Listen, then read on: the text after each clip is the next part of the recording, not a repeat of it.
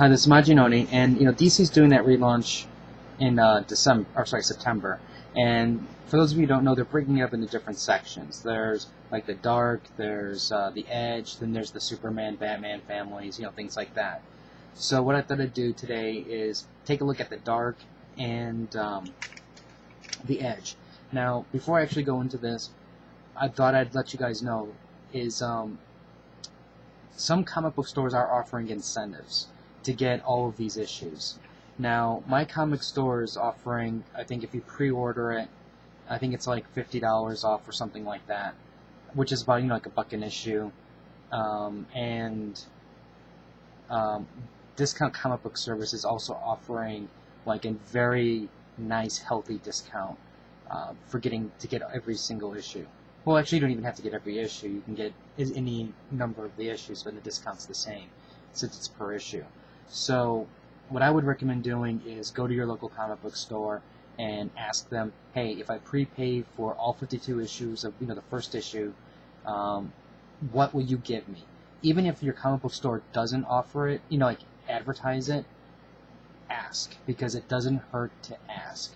And if anything, it might get them to say, hey, you know what, it might be a good incentive to do it. But anyways, let's take a look at, I'm going to look at the Dark and Edge today. Now, first up is Justice League Dark. Now, obviously this book here is, they're just trying to capitalize on the Justice League name. Because they've done this book a few other times with other sorcerers, and every single time the book lasts only for so long and it's dead. You can put Constantine, Deadman, Zatanna, I don't care who you put in this thing.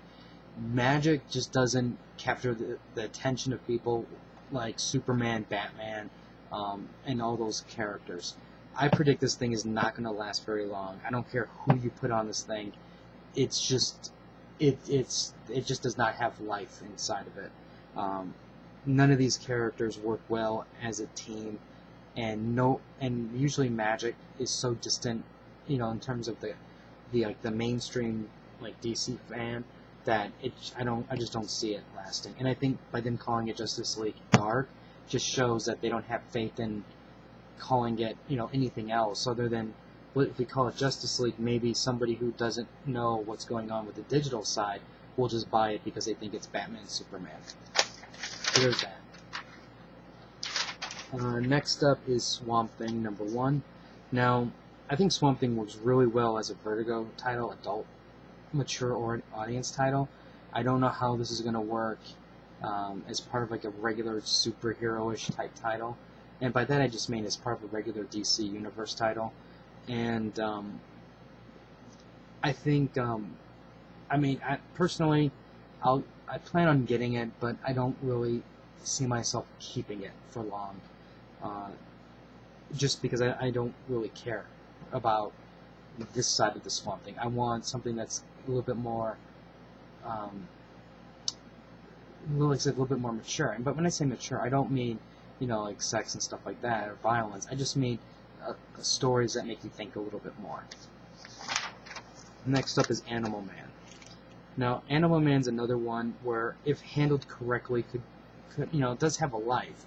And it is written by the guy, Jeff Lemire, who did Sweet Tooth. And I haven't read Sweet Tooth. From my understanding, it's supposed to be a really, really good book. But I don't know if this book is going to be able to last past him. Animal Man's another one of those types of characters that he's not... I think he works better in a limited series versus an ongoing series, just because of his powers. And this is another one that you really have to write with kid gloves on it, and you really have to be careful in the direction you take it, because otherwise he's another one of those types of characters that people just don't care about. Frankenstein, Agent of Shade. Now, from what I've been hearing, this is supposed to be something very similar to Hellboy. I'm really curious to see how close it's going to be to Hellboy, and I think if they can keep the fun and action up high, then I think this thing actually could, survive some test of time. I don't know, I don't see this thing ever going up to issue 50 or 100, but this one does kind of intrigue me a little bit. Vampire. I don't know why this is even here. I mean, other than somebody having a fantastic costume idea, I don't see why this is even, unless they're just trying to capture the Twilight / Marvel vampire fans. That's my guess. I just think it's kind of an odd coincidence that Marvel's bringing back Dracula and the vampires, and here comes iVampire from DC. Next up is Resurrection Man. This is not going to last, period. This book, for those of you who don't know, this was a book that came out, I think it was right around the time when Image was starting to come out, and Image was flooding the bookshelves with all of their titles, and this book pretty much sucks. It sucked then, and I think it's going to suck now. Basically, it's a guy who basically keeps dying, and from what I remember, he kept dying, was reborn, and he had these 2 girls that were chasing him. And I really don't know why they're even bringing this book back. I just don't understand it. One would think that poor sales before should still equate to poor sales later. Not unless, of course, maybe you put Jeff Johns and maybe Jim Lee on it. Maybe that would guarantee you success. But this is failed. Okay, Demon Knights. Basically, what we have here is we have the demon in the Middle Ages. Now, I love the demon as a character. I think, though, that with the demon, he's very, very difficult to write because he speaks in that very poetic form. I don't think this book would really last as an ongoing story, but I would love to see this book maybe be like a 6-issue miniseries, and then skip a few months, and then come back with maybe a 4-issue limited series, or maybe another 6, or maybe a 12, depending upon what type of idea you have. I just don't see how well it's going to last the long term, because again, this is very much unlike your typical Spider-Man, Batman, and I think we all, well, I know there's a few of you out there who aren't like this, but traditional superhero fans, they read comic books with blinders on, and if anything is outside the norm of what they're used to, they don't like it, and they don't read it. And this is going to be outside that norm. Now let's talk about The Edge. The Edge actually has more books that really interest me. First up is Stormwatch. Now, if you notice the one thing that captures your attention, or should, you have Apollo and Midnighter with the Martian Manhunter. I saw that and I was like, oh my god, this could actually be really cool. Because what we're doing is we're combining Wildstorm with the DC Universe. Personally, I think it's a fantastic idea. Wildstorm Universe, while I enjoyed like Stormwatch, Wildcats, and those people, ultimately, whoever's been running that ship, I know Jim Lee's supposed to be the head guy over that, but clearly they've lost guidance to how to tell really good stories. Maybe they're just resting on their art and hoping that maybe people will buy it because of the artwork, because of late their books have really been sucky. The last books that I think that came out of Wildstorm that was really good was I think it was Joe Casey's Wildcats. It was phenomenally written, but because it was so it was written so high in terms of the concepts, there was very little superhero battles. Most people just didn't rate it because there wasn't smashing. But I'm really, this actually makes sense. When I saw this, I was like, let's see what else they're going to do, because this actually looked really interesting. And it's basically the same concept of Stormwatch. The people in a satellite watching down, and they're taking care of business because they're like their superhero police type thing. Very excited. Next up is Voodoo. Voodoo is one of those that's a hit. I don't know, it could be a hit or a big miss. Now, I think Wonder Woman is supposed to be DC's big female character, but I think if Voodoo is handled correctly, I can almost see Voodoo's sales get higher than Wonder Woman's. I don't think it's going to happen overnight. It's going to take a lot of time for it to happen, but I think with a character like Voodoo, you can actually do things that are different compared to like a traditional like a Wonder Woman or Supergirl type story. And it's basically what they're going to be doing is just introducing who she is. It's like, who is she? Is she hero? Is she villain? Is she both? Learn the truth about her. Things like that.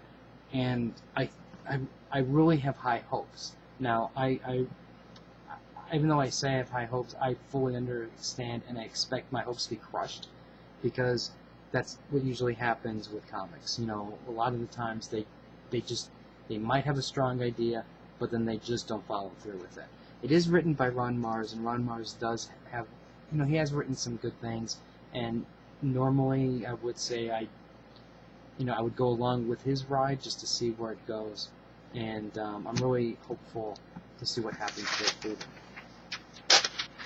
Next up is Grifter.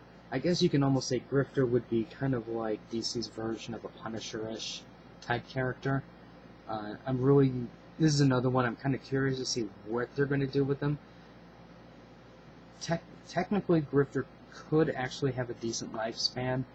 I would be really curious to see how long he does last, but I think he can definitely test the stand of times, because I think he's an interesting character. You can actually do a lot of things with him, and it's basically it's saying the DCU's most wanted man. Starts in his own series. Cole Cash is a charming grifter. Few can resist, and yet he's about to be branded as serial killer. Blah blah blah. So we'll see what happens with this one. I'm actually really curious to see.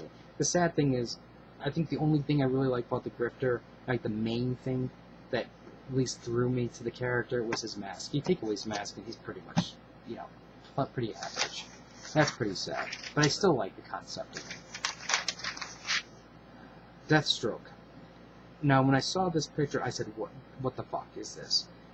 This does not look like the Deathstroke that I know and love. I love the art, though. I think the cover is phenomenal, but this is one of the big question marks for me. I think when I read Deathstroke, I'm going to have to read it with an open mind. Saying that I don't know who this is actually to me. I'm going to have to look at it as a new character. It's still going to be Slade Wilson, and he's still a mercenary, but it seemed, at least from what I can tell based on this, it almost looks like he's getting away from the super villain side of things. But we'll see. We'll see where it goes. Next up is Suicide Squad. Now, this is the one I'm really curious to see fan reaction to. We have, Shark King? Or King Shark, I mean. You have Deadshot over here, and Harley Quinn right here. Now, Harley Quinn has one of the most beloved costumes in the DC universe. And they've sexed her up really good. On one hand, I can't wait to see the Comic-Con cosplay pictures when they start dressing like this. But more curiously, I really want to know what the fans' reactions are like to Harley Quinn, because it totally looks like they're taking Harley Quinn and they basically crushed the concept of what she was and they rebuilt her from scratch. So I don't know if this is going to be good or bad. But Suicide Squad is one of the titles I have to admit I'm really, really curious to read. I'm hoping this will be good. This is one I'm actually looking forward to reading. Next up is OMAC #1. Now, when I first saw this picture, I thought it was very Kirby-esque, and for good or bad, it's gonna turn off some readers, and it's gonna probably attract a couple other ones. I do think that I actually applaud that they're doing something like this, because it's setting itself to look like something different compared to the rest of the DC universe. And I understand that, with Kirby and OMAC, that's all tied in together anyway, so I think that's a decent, I like the concept of it. And it's basically, the all-seeing Brother Eye, Satellite has unleashed a new beast upon the DC universe, and in this smashing new series, Kevin Ko has become an unwilling participant in a war between Checkmate and Brother Eye. So, I mean, I'm curious, especially since it's written by Dan Dito and Keith Giffen. I like Keith Giffen's writing and artwork. I think, well, I don't think Keith hits it out of the park every single time, but when he's good, he's really, really good. So I'm curious. I'm not gonna put a lot of stock into it, but I'm willing to definitely. This will be one of the ones I'm definitely gonna read first, just to see what this is all about. Next up is Blackhawks. Now, I'm sure you guys will remember the old style Blackhawks, especially in Birds of Prey. This is the new, 21st century Blackhawks. I guess you can say this is what they really needed to do with Blackhawks to really update them and make them interesting, to try to connect to a newer generation of readers. I don't think this book is going to last, and this is another one I think would work. If this is going to work, I think it would work better in miniseries. Give us like a 6-issue, 12-issue run, and then give us shorter doses throughout, every, make it 4 issues, then take a 4-month break and give us 4 more type thing. Something like that. I'm not really looking forward to reading it because in a title like this, usually they just don't know what to do with it, and eventually it just becomes nonsense. Which leads me to Men of War, which basically looks like Sergeant Rock Call of Duty. And, I understand that you can't do Sergeant Rock because, that's an old character, and then, this is his, great-grandson or grandson or something like that. But all of this is, you can tell they're just trying to capture Call of Duty, and they're hoping that they're hoping at least 2 or 3% of those fans buy this book, and I'm really not really looking forward to it. I'm going to read it for the lull of it, but I'm not thinking that this is going to last. And finally, All-Star Western.